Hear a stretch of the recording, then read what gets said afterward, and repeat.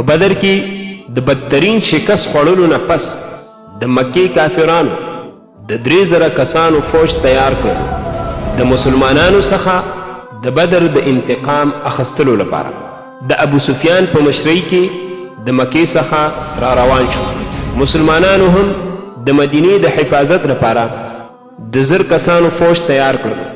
نو بیا همغه د بدر سیستم و چې د کافرانو فوج د مسلمانانو درې چنده و، لیکن دا ځل د مکې په فوج کې یو تکړه او بهادر قمندان هم و چې د هغه نوم و خالد بن ولید.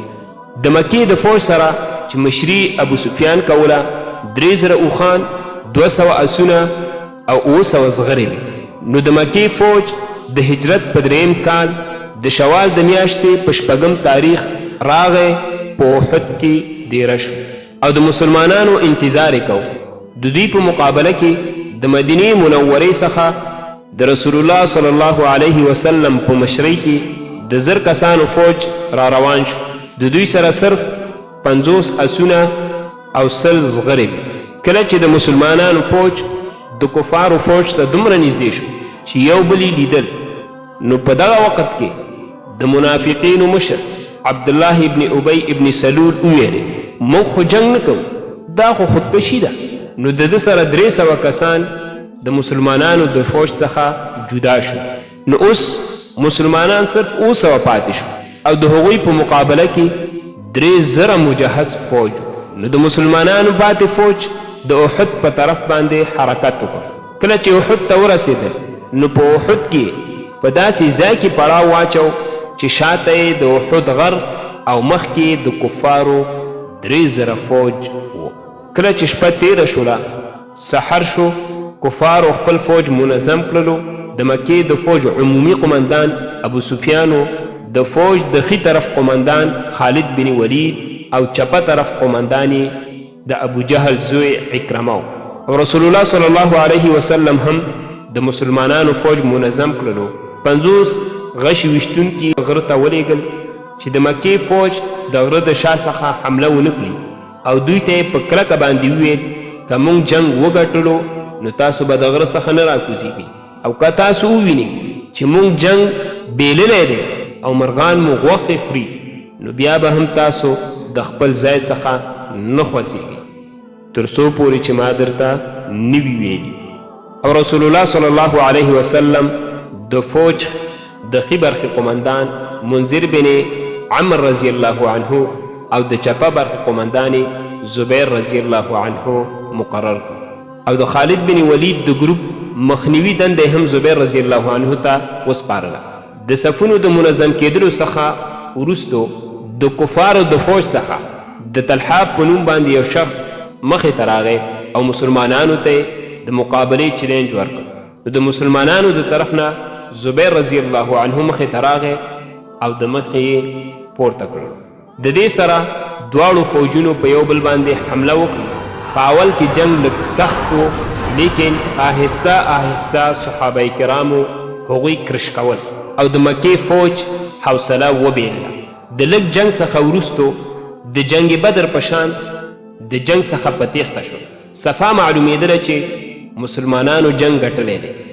د دې د وجې نه په غره باندې د 50 مقرر شوو صحابه کرامو څخه 40 تنو د فتح په خوشحالۍ کې غر پرېښودلو د مال غنیمت د راټولولو لپاره لاندې راغلل او په غره باندې صرف 10 صحابه کرام پاتې شول.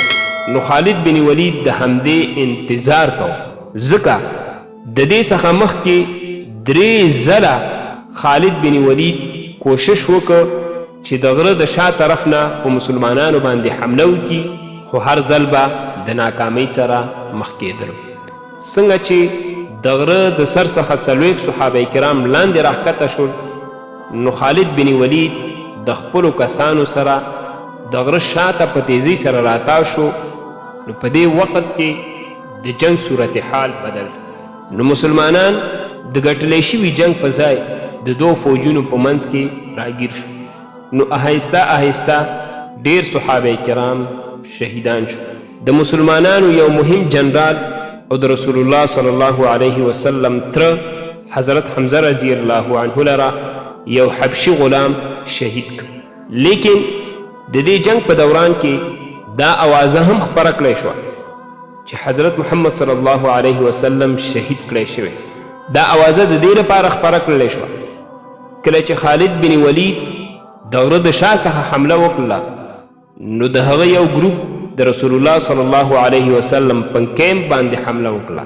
نو په دغه وخت کې د رسول الله صلی الله علیه وسلم حفاظت صرف 9 کسانو کو. جنگ تر دې حده ورسید چې د رسول الله صلی الله علیه وسلم غاښ مبارک شهید شو او د 9 صحابه کرامو څخه 7 صحابه کرام شهیدان شو. نو کافرانو ته داسې معلومه شوله چې هغوی رسول الله صلی الله علیه وسلم هم شهید ځکه هغوی مصعب بن عمیر رضی الله عنه شهید کړی چې د هغه شکل او صورت د رسول الله صلی الله علیه وسلم سره ډیر ورته والی. نو د صحابه کرامو فوج د جنگ میدان څخه په شا شو او رسول الله صلی الله علیه وسلم محفوظ کړو او په غره باندې وختل. د مکې فوج هم ډیر کوشش وکړلو چې په غره باندې وخیږي لیکن په غره باندې نشو ختلی ځکه چې د بره څخه مسلمانانو په غشو باندې ویشتل. نو ابو سفیان فیصله وکړله چې دومره جنگ کافي دی موږ به واپس مکې ته لاړ شو. د تلو څخه مخکې د حضرت عمر رضی الله عنه څخه تپوس وکړو چې آیا موږ حضرت محمد صلی الله علیه وسلم وژلی دی؟ نو حضرت عمر رضی الله عنه ویلې نه هغه بالکل صحیح دی ستاسو خبرې اوري. نو کله چې ابو سفیان د خپلو ملګرو سره مکې ته روان شو نو ویلې موږ او تاسو به راتلونکی کال په بدر کې یو ځل بیا زور معلوموو. نو رسول الله صلی الله علیه وسلم یو صحابي ته وویل ورته ووایه هو همدا مو سره وعده شو. نو بیا د مکې فوج واپس مکې ته لاړل. د مکې فوج خو واپس مکې ته لاړلو لیکن دا ځل ابو سفیان د ټولو عربو څخه 10,000 فوج راجمع کړلو او مسلمانانو باندې